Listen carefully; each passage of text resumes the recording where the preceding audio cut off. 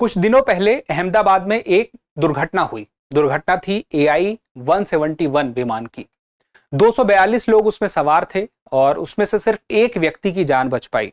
इतनी बड़ी दुर्घटना की वजह से इसकी जांच भी हुई और जांच होने के साथ में पता चला कि आखिर क्या समस्या है। यह शुरुआती जांच में जो जानकारी मिली है उसके आधार पर है। तो क्या पता चला है, दुर्घटना कैसे हुई थी और यह जांच किस आधार पर हुई है और आगे भी क्या होगा, उन मुद्दों पर हम चर्चा करेंगे। शुरुआत यहीं से करते हैं कि आखिर हुआ क्या था। अहमदाबाद में, जैसे मैंने आपको बताया, AI मतलब एयर इंडिया 171 विमान था। 242 लोग अहमदाबाद में सवार थे और जैसे ही हवाई जहाज ऊपर की तरफ उड़ा, अचानक से वह ऊपर जा नहीं पाया और नीचे गिर गया।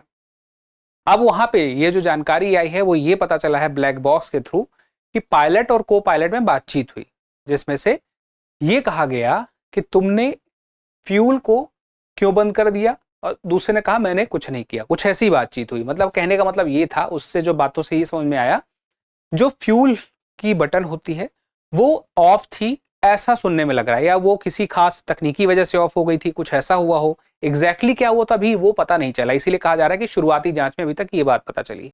तो कहने का मतलब ये था कि एक ने कहा तुमने ईंधन क्यों बंद कर दिया, दूसरे ने कहा मैंने नहीं किया है।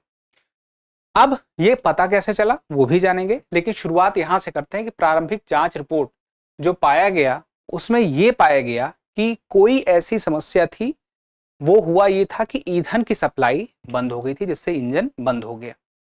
अब वो मानवीय गलती से हुआ या फिर टेक्निकल गलती से हुआ, ये आगे आने वाले समय में जल्द पता चल जाएगा। लेकिन जो बातचीत पता चल रही है उसमें ये पता चल रहा है कि किसी ने जानबूझकर नहीं किया था। दूसरी बात कि वो स्विच जिस जगह पर होता है, गलती से वहां पे उतनी आसानी से हाथ लग भी नहीं सकता है। इसी वजह से ये अभी जांच का विषय बना भी हुआ है।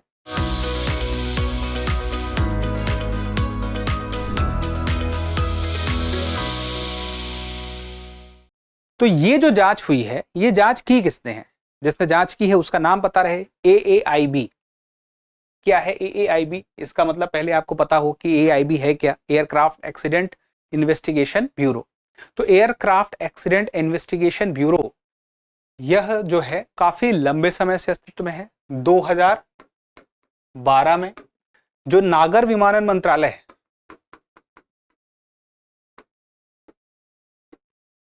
उसके अंतर्गत आता है। और बात यह भी है कि यह जांच करने का काम करता है। AAIB जो है, एयरक्राफ्ट एक्सीडेंट इन्वेस्टिगेशन ब्यूरो, जांच करता है, ना कि यह दिखाता है कि दोष किसका था। और जांच करने का उद्देश्य क्या होता है कि अब ऐसा नहीं होना चाहिए, या कभी भी कोई दुर्घटना हो जाए तो वैसा ना हो। तो मुख्य रूप से इसका काम क्या है? जांच करना। कैसी? कोई दुर्घटना अगर हो गई है तो उसकी जांच करना। अब ये जो जांच करता है वो इस बात में देखता है कि क्या क्या गलती हो सकती है। जैसे तकनीकी गलती हो सकती है, मौसम की भी गलती हो सकती है, या फिर मानवीय त्रुटि हो सकती है। तो सारी गलतियों को पीछे ये आंकड़े इकट्ठे करता है और उसके बाद फिर अपनी रिपोर्ट सौंपता है, आगे की जानकारी आगे तक पहुंचाता है। कहां पहुंचाता है वो भी अभी आपको बताऊंगा। तो जांच करने के लिए दो चीजें इसके बड़ी काम आती है, एक CVR और एक FDR। तो CVR क्या है? Cockpit voice record. तो कॉकपिट वॉइस रिकॉर्डर में होगा क्या कि उसमें जो पायलट बात कर रहे हैं, को पायलट बात कर रहे हैं, या कोई अलार्म अगर बजता है तो वो अलार्म किस चीज का संकेत रहा होगा, इन सब चीजों की जानकारी मिलती है कॉकपिट वॉइस रिकॉर्डर से।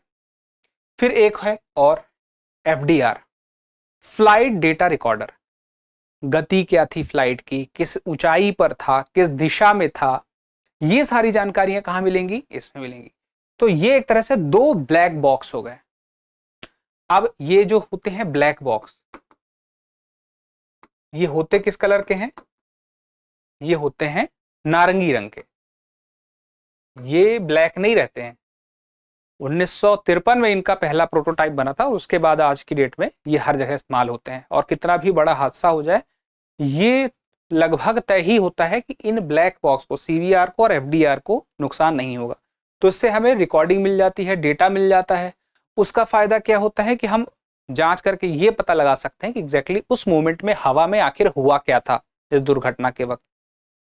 तो ये टाइटेनियम जैसी धातु का बना है जिसको कोई नुकसान नहीं हो रहा है इतने बड़े एक्सीडेंट के बाद। तो जिसमें कहा जाता है कि आखिर इतना बड़ा दुर्घटना अगर हो रहा है और ये ब्लैक बॉक्स सुरक्षित है, जिस धातु को बना है आप उसका हवाई जहाज बना दीजिए, तो जिस धातु का ये बना है उस धातु का हवाई जहाज बनाना, एक तो वजन बहुत ज्यादा बढ़ जाएगा, खर्च बहुत ज्यादा बढ़ जाएगा, और इसी के साथ ही ईंधन बहुत ज्यादा लगेगा जो पर्यावरणीय दृष्टि से बहुत नुकसानदायक भी होगा और खर्चीला भी होगा। और दूसरी बात यह है कि जो वजन बढ़ेगा उसकी वजह से उड़ने के लिए जो एरोडायनेमिक्स की जरूरत है, हमें जिस इंजीनियरिंग की सहायता लेनी है, वो हमारे लिए थोड़ा मुश्किल हो जाएगी। तो वो चैलेंज है। इसी चैलेंज को ध्यान में रख के जो काम अभी इफिशिएंट तरीके से किया जा रहा है वही किया जा रहा है। तो अब ये बात आती है, ये जांच करता है, ब्लैक बॉक्स की सहायता से आंकड़े जुटाता है और उसके बाद किसी पे दोष नहीं देता है। वो ये नहीं कहता कि हमारी नजर में ये दोषी है। उनका ये कहना है कि यहाँ पे गलती हुई है, यहाँ पे चूक हुई है, उसे सुधारना है। अब उसके बाद यहाँ पे बात आती है कि अंतरराष्ट्रीय जांच की एक रूपरेखा है। ये जांच हो कैसी रही है, इसके पीछे का तर्क क्या है कि कौन जांच करेगा, तो इसके पीछे का पूरा प्रोसेस है। 1944 में एक शिकागो कन्वेंशन हुआ था जिसमें दुनिया भर के कई देशों ने अपनी सहमति दर्ज की।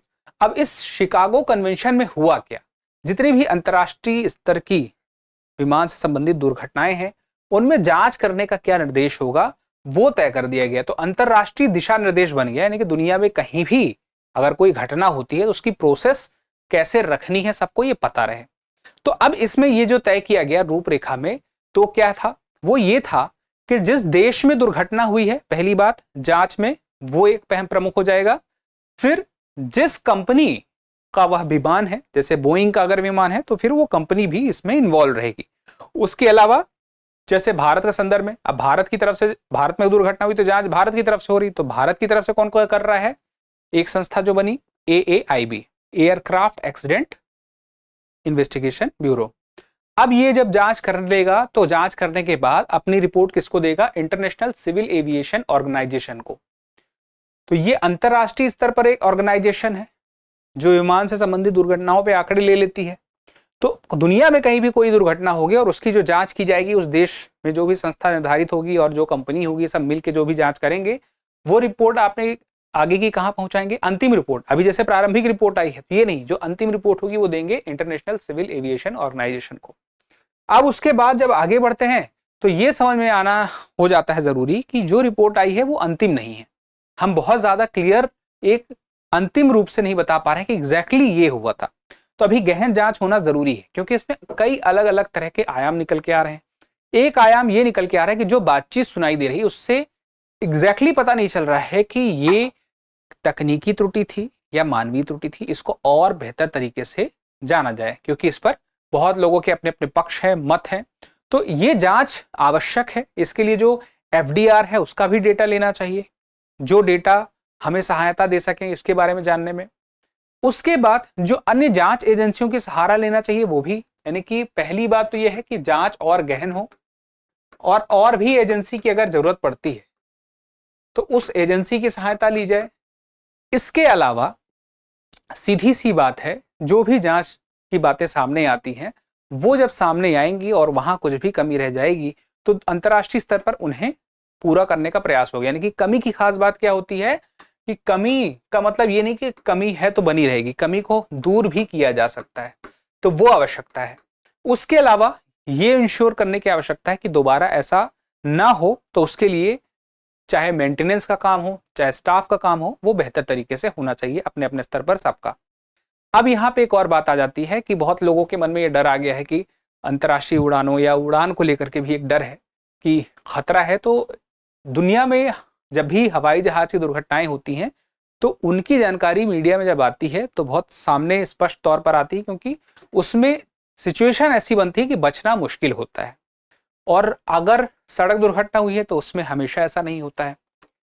तो हाईलाइट खबरें हवाई जहाज उड़ानों की हो जाती हैं। तो मतलब अगर अनुपात निकाला जाए तो अनुपात के रूप में देखेंगे तो वो अनुपात हवाई जहाजों का दुर्घटना का कम है बाकी एक्सीडेंट के मुकाबले अगर हम देखें तो ये बातें भी लोगों को अपने नजर में रखनी है, अपने दिमाग में रखनी है। और उसके अलावा अंतिम बात यह है कि भविष्य में जिस प्रकार से हम डेटा को इकट्ठा करते हैं जांच के लिए, वो हमारे काम आते हैं, और भी हम क्या क्या उपाय कर सकते हैं जो हमारे लिए फायदेमंद हो।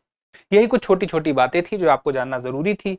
अब उसके बाद एक और बात आती है, वो ये है कि आपके लिए छोटा सा सवाल। अंतरराष्ट्रीय नागरिक विमान दुर्घटनाओं की जांच से संबंधित नियम किस कन्वेंशन के माध्यम से तय किए गए हैं? A Geneva convention, B Montreal protocol, C Chicago convention और डी है वियना संधि। तो इस सवाल का जवाब आप जरूर दीजिएगा, क्योंकि जब आप जवाब देते हैं तो हमें और बेहतर करने की प्रेरणा मिलती है।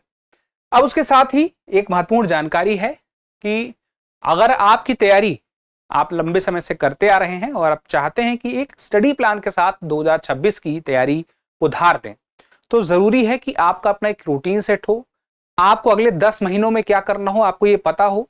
इसी बात को ध्यान में रखते हुए हम आपके लिए लेकर आए हैं दृष्टि मेंटरशिप प्रोग्राम फाउंडेशन 2026, यानी कि यूपीएससी 2026 को जो टारगेट कर रहे हैं ये उनके लिए फायदेमंद है।